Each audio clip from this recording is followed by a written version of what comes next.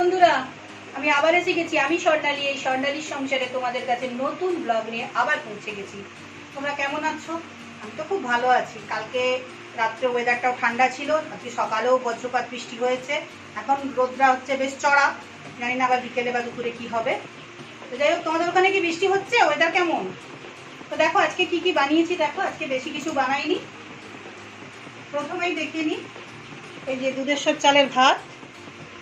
একটু কাছে নিয়ে এসে দেখা ভাতটা মনে হয় বেশি ফোটানো হয়ে গেছে, গরম হয়ে গেছে।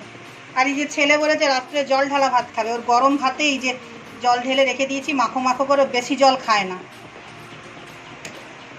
আর বানিয়েছি গাছের বিচে কলা ছিল, বিচে কলা দিয়ে, আলু দিয়ে, গাছের শিম দিয়ে, গাছের নিম পাতা দিয়ে, আর গাছের বেগুন দিয়ে, আর অন্যের এক দেওয়া মানে পাশের বাড়ির দেওয়া এই সজনে ডাঁটা দিয়ে বানিয়েছি নিম ছেঁচকি।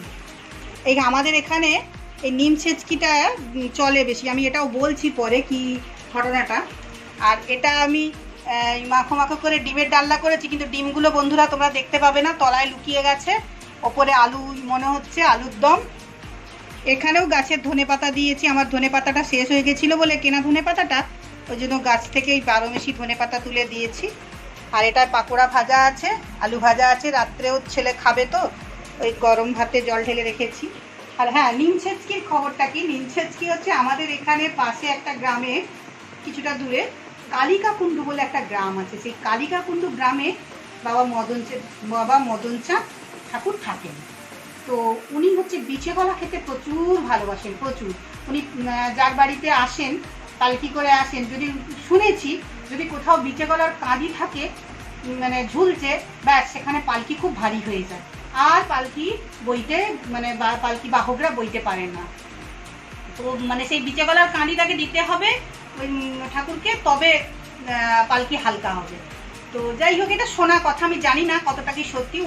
ওনার ভোগে বিচে গলা দিয়ে ওই নিম ছেঁচকি যেটা করেছি, নিম ছেঁচকিটা হচ্ছে আসল ভোগ, এটা মাস্ট থাকবেই থাকবে। আর অপূর্ব সুন্দর খেতে হয়, অপূর্ব সুন্দর, এর তুলনা হয় না। মানে যারা খেয়েছে তারা জানে, যারা খায়নি সেটা বুঝতে পারবেন না তারা। তো যাই হোক, অপূর্ব সুন্দর খেতে হয়। ওইটার মতো তো চেষ্টা করি, কিন্তু তার মধ্যে ঠাকুরের ভোগের মতন তো আর আমরা পারবো না, টেস্টও হয় না। তো আমাদের বাড়িতে 84 সালে, হ্যাঁ 84 সালে আমাদের বাড়িতে বাবা মদনচাঁদ এসেছিলেন। আমার ভাইয়ের মানত ছিল ভাই হওয়াতে, তো ভাইয়ের অন্নপ্রাশনের সময় বাবা মদনচাঁদ এসেছিলেন। তখন অনেক লোক খাওয়ানো হয়েছিল, দুদিন ধরে গ্রামের লোক আত্মীয় স্বজন পাড়া প্রতিবেশী সবাই মিলে অনেক খাওয়ানো হয়েছিল। তো সেই সময় বিচে কলার ভোগটা আমরা জেনেছিলাম যে অপূর্ব সুন্দর খেতে হয়, এবং ওটা মাস্ট থাকবেই, ওটাই হচ্ছে আসল ভোগ। তো যাই হোক, তখন ঠাকুর একটা ছিল, মানে বড় ঠাকুর হয় বাবা মদনচাঁদ, যেটা কৃষ্ণের রূপ, মানে কৃষ্ণের আরেক রূপ, ওটা কালো রূপ হয়, আর রাধা রানী পাশে থাকে।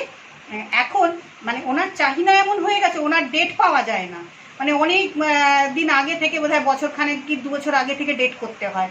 তো সেই জন্য ওনার আর একটা অল্টারনেট করে রাখা আছে, যে একটা ছোট ঠাকুর মদনচাঁদের আরেক রূপ করা আছে, ওইটাও কেউ কেউ নিয়ে যায়। তো কি করবে বাবা, কোথায় মানে একই কি বলবো, মানে এমনই হয় বাবার, এমনই চাহিদা যে কোথায় কোথায় যাবেন, একদিনে কটা বাড়ি যাবেন, ওটা তো সম্ভব নয়। তো যেদিন উনি যান তার পরের দিন ভোগ হয়, এবং তার ভোগ হয়ে বিকেলবেলা উনি বাড়ি ফেরেন।